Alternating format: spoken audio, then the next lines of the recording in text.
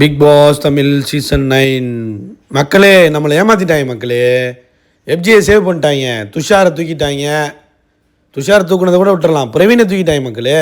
ரம்யா தூக்குவாங்கன்னு பார்த்தா பிரவீனை தூக்கிட்டாங்க. ரம்யாவையும் தூக்கலை, எஃப்ஜேவையும் தூக்கலை. அப்போ மக்கள் ஓட்டெல்லாம் சும்மாவா? மக்கள் ஓட்டை வச்சு தான் நாங்கள் வெளியில் அனுப்புகிறோம்னு சொல்கிறதெல்லாம் போய் பித்தலாட்டமா? இவ்வளோ கேவலமாக பண்ணிக்கிட்டு இருக்காங்க விஜய் டிவி. இந்த பிக் பாஸ் டீமும் ஏன் இவ்வளோ கேவலமாக பண்ணுறாங்கன்னு எனக்கு தெரியவே இல்லைங்க. சாண்ட்ராவுக்கு சீக்கிரம் டாஸ்க் கொடுக்குறாங்க அதை சேவ் பண்ணுறதுக்கு. ஆனால் மக்கள் ஓட்டம் மதிக்க மாட்டுறாங்க. ஏன்னா இதெல்லாம் விஜய் டிவி ப்ராடக்டோட கேவலத்தனமா? இல்லை எனக்கு புரியல, எனக்கு ஒன்றுமே புரியல. எனக்கு இவ்வளோ கேவலமாக இருப்பாங்க. ஏன்டா எஃப்ஜியை தூக்குங்கடான்னா அவனை தூக்கி ஜெயிலில் போட்டாங்க. ஜெயிலில் போட்டதுனால வச்சுட்டிங்களா? இல்லை விஜய் சேதுபதி அவங்க ஆள் தெரிஞ்சவங்கனால சேவ் பண்ணிட்டாரா? இல்லை எனக்கு புரியவே இல்லை. என்னடா எஃப்ஜிக்கு தானடா ஓட்டு கம்மியாக இருக்குது, எஃப்ஜிக்கும் துஷாருக்கும் இருக்குது. பிரவீன் எதுக்குடா தூக்குனீங்க? அவன் கொஞ்சம் நல்லா தான்டா பண்ணுவான்.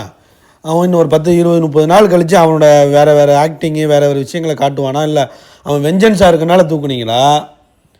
இல்லை அவன் ஒரு டபுள் ஃபேஸாக இருக்கிறதுனால தூக்குனீங்களா? எனக்கு புரியல. எனக்கு அவனை எதுக்குடா தூக்குறீங்க?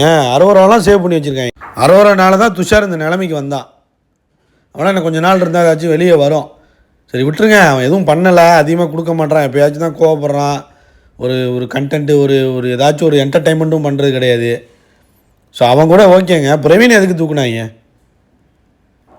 எஃப்ஜியை தூக்க வேண்டியதானே? எஃப்ஜியை கண்டென்ட் கொடுக்குறானா? என்ன கண்டென்ட் கொடுக்குறான் அவன்? இந்த கட்ட வார்த்தை பேசிக்கிட்டு பீப் போட்டுக்கிட்டு சிகரெட்டு திவ்யா கூட போய் சிகரெட் அடிச்சுக்கிட்டு இருக்கிறதுக்கு அவனை உள்ளே வச்சுருக்கீங்களாடா? ஏன்டா ஆதிரி எப்படி விளையாண்டுருந்துச்சு? அதை காலி பண்ணதும் இவன் தான், எஃப்ஜே தான். அது விளையாண்டதில் பாதி கூட விளையாண்டது கிடையாது இவன் எஃப்ஜே. அதை தூக்குனீங்கடா. ஆனால் எஃப்ஜியை மட்டும் நல்லா உள்ளே வச்சுக்கிட்டு கொஞ்சிக்கிட்டு இருங்க. ரம்யாவை தூக்குறேன்னு இருந்தாங்க, அதை விஜய் சேதுபதி சேவ் பண்ணிட்டாரான். சரி அதை கூட விட்டுருவோங்க. ஸோ அது ஃபேமிலி க்ரியேட் பண்ணுறேன், இது பண்ணுறேன்னு ட்ராமா பண்ணிகிட்டு இருக்கு. சரி அது கூட ஏதாச்சும் ஒரு வாரம் 2 வாரம் வச்சுட்டு அனுப்பலாம். ஆனால் எஃப்ஜே எதுக்குங்க வச்சுருக்காங்க? மக்களுக்கு பிடிக்கல. நீ என்ன வேணாலும் பாடிக்க, வாயில் ஏதாச்சும் காமெடி பண்ணிகிட்டு இருக்க, பீப் பாக்ஸிங்கிற பேரில் ஏதோ ஒரு காமெடி பண்ணிகிட்டு இருக்கான். சரி ஓகே, மியூசிக் போடுறதுக்கு அவன் வேணும்.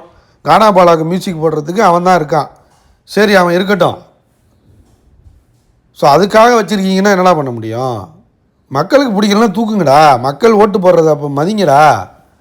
மக்கள் ஓட்டை மதிக்கவே மாட்றாங்க. அவன் இஷ்டத்துக்கு அவங்க வேண்டப்பட்டவங்க விருந்தாளிகள் எல்லாருக்கும் கொடுப்பாங்க. இதெல்லாம் கேவலமா இல்லையா? எந்த மாதிரியான கேமை மாற்றுறதுக்காக வச்சுருக்காங்க பாருங்கள். தருதலைகள்லாம் உள்ளே வச்சுருக்காங்க. அடுத்த வாரம் நாமினேஷனில் தெரிஞ்சிடும் இவங்களோட வேலையெல்லாம். அதுக்கு தான் நான் வெயிட் பண்ணிக்கிட்டு இருக்கேன். அதான் மக்களே, விஜய் டிவி இப்படி தான் இந்த வேலையை பார்ப்பாங்கன்னு எனக்கு தெரியும். ஆனால் இந்த மாதிரி கேவலமாக பார்ப்பாங்கன்னு தெரில. டபுள் எவிக்ஷன் போட்டு கேவலமாக போய் பிரவீனையும் துஷாரையும் தூக்குறாங்க. வேறு எதுவும் பண்ண முடியாது மக்களே. 2 பேரையும் தூக்கிட்டாங்க. ஒன்று துஷார், இன்னொன்று பிரவீன். முடிஞ்சு, சீன் ஓவர். அடுத்த வாரம் என்னென்ன பண்ணுறாங்க, இந்த ஒயில் கார்டை வச்சு என்ன கூத்தடிக்கிறாங்கன்னு தெரியல.